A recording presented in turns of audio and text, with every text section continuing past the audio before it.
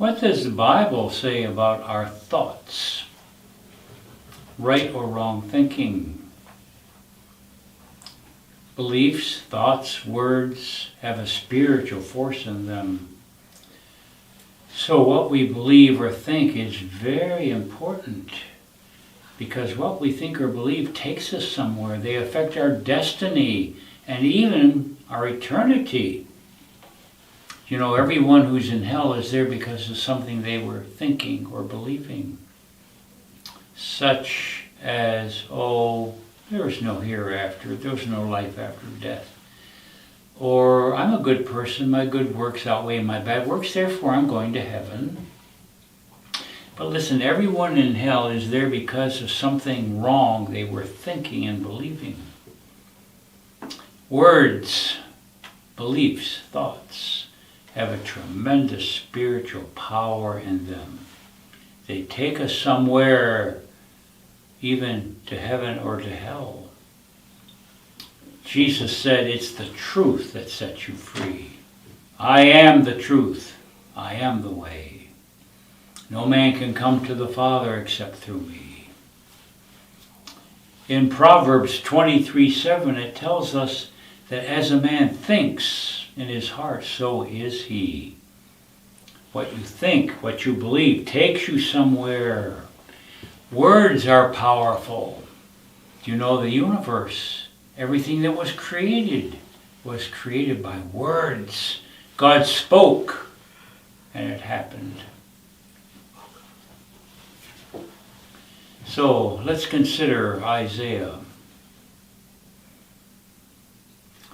55 and verse 8. Isaiah 55 verse 8. It says, this is what God says, your thoughts are not my thoughts, and therefore your ways are not my ways. When we think wrong, we act wrong. Often we don't see things the way God sees them. In Romans 12 verse 2, it tells us that we're transformed by a changed mind. We must not be conformed to the thinking of this world. Satan, the prince of this world, controls the thinking of this world. Many of our problems are because of wrong thinking. We don't see things as God sees them. So, as God renews and changes our minds, we are transformed. Romans 12:2 is a very key verse. Be transformed by the renewing of your mind. So our minds, our thinking needs to be changed about how we see ourselves, how we see others, how we view life, how we view God, and how we view eternal things. Without eternal vision, people live carelessly. We're told that over and over, especially in Proverbs 29:18, where there is no vision, people perish or cast off all restraint.